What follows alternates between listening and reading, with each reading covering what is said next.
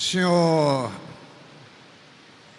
presidente em exercício, deputado Tio Carlos, senhores deputados ainda presentes, André Siciliano e o Anderson Nogueira, eu queria trazer aqui a continuidade do tema que eu iniciei o debate no dia de ontem. No dia de ontem, falei aqui sobre a questão específica de separar o joio do trigo em relação aos incentivos fiscais. Hoje quero tratar do tema sonegação. E para falar do tema sonegação, é necessário primeiro reconhecer que a carga tributária no estado do Rio de Janeiro é escorchante, é violenta, é inaceitável, é inacreditável. Tem todos os adjetivos possíveis. Porque o ICMS médio no estado do Rio de Janeiro bate a casa dos 20% de alíquota, 18% da alíquota média do ICMS, mais 2% de fundo estadual de combate à pobreza. Dito isso, qual é o paradoxo que vivemos? De um lado, todos, justamente, pertencentes a cadeias produtivas reais, desejam incentivos fiscais para fugir da carga tributária exorbitante. Alguns segmentos conseguiram, outros não. Então você fica com dois tipos de empresários. Que são acudidos com a sorte tributária de ter alíquotas inferiores, e outros que não são acudidos com a mesma sorte, são segregados e possuem as alíquotas normais. Então, esses dois grupos são diferentes dentro do mesmo estado. E quem tem uma carga tributária excessiva, se vai decidir o que vai pagar primeiro, claro que primeiro vai pagar os seus funcionários, os seus empregados. Depois vai pagar a sua matéria-prima, os seus fornecedores e, por último, o tributo. Outros vão ter que sonegar. E aí o que é que cresce? A sonegação e a dívida ativa. E de outro lado,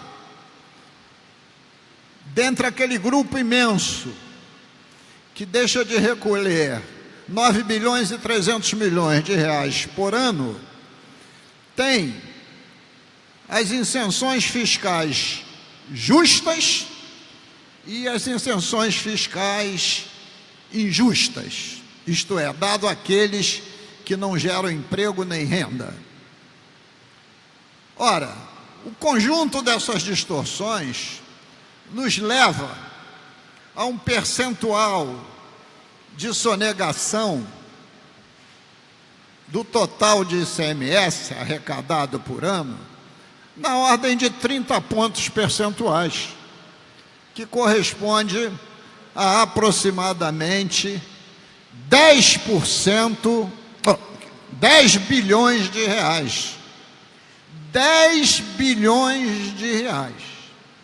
Esta casa aprovou um projeto de lei para que o Estado contraísse um empréstimo de 250 milhões de reais para a modernização da máquina fazendária, para aumentar a receita e diminuir a sonegação. Como ementa, como título, como objetivo, é um objetivo nobre, mas através de que metodologia? Como isto será feito? Como será executado? Em que prazo? Qual é a perspectiva de aumento de receita e de diminuição da sonegação? Ninguém sabe, ninguém viu. E isso é um dado importantíssimo. Por isso insisto que esse tema sonegação é absolutamente relevante. E ele é um tema que se associa, não é um tema solitário, que se associa ao benefício fiscal e o crescimento da dívida ativa e a altíssima carga tributária. Não são fatos dissociados, são fatos globalizados. Então, esse é o segundo tema que nós precisamos estar sempre discutindo dentro dessa ótica que eu coloquei. Carga tributária excessiva, incentivos excessivos, sonegação altíssima, dívida ativa também altíssima. E aí, senhor presidente, vem duas questões que também caminham juntas, que diz respeito à dívida consolidada líquida. O Estado fechou 2017 devendo aos bancos nacionais e internacionais a bagatela de 137 bilhões de reais. E fechará o ano de 2018 com pelo menos mais 10 bilhões de reais, ainda sem computar a crescente valorização do dólar, que já está na casa de R$ 3,60. Então imagine, senhor presidente, que nós cheguemos no fim de 2018 para deixar para o governo que vai tomar posse uma dívida consolidada líquida de 150 bilhões de reais. Aí eu diria, mas é só isso? Não.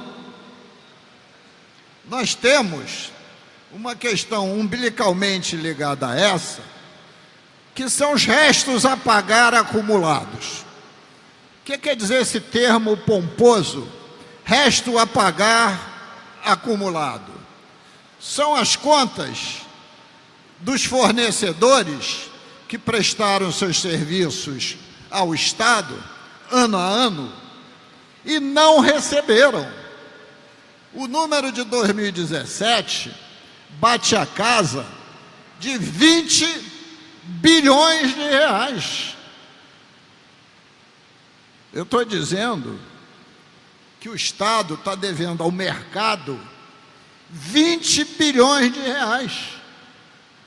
Ora, este plano, este regime de recuperação fiscal que foi criado, tem que ser atualizado para essa realidade, porque esse crescimento foi muito grande.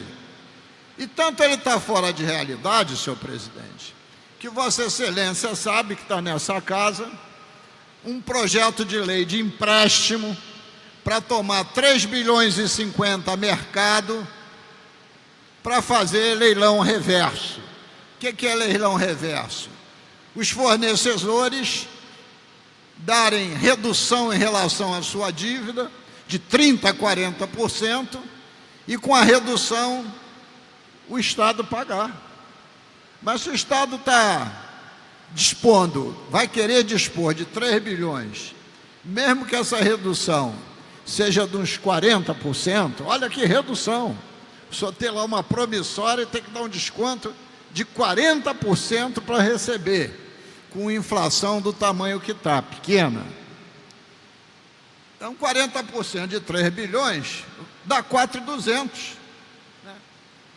3 bilhões mais 1 bilhão e 200. 4.200. O resto a pagar está em 20. Olha o tamanho do buraco. Mesmo que esse leilão reverso dê certo.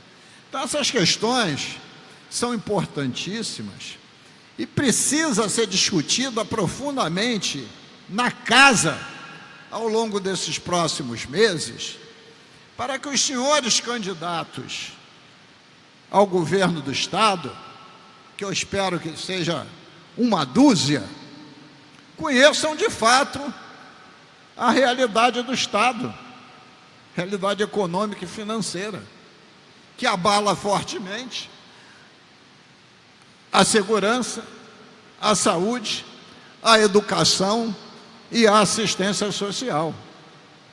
Para que ninguém se candidate num programa aventureiro, mas sabendo que vai enfrentar e ter propostas concretas, objetivas, para encarar essa pedreira que está pela frente. Muito obrigado, senhor presidente.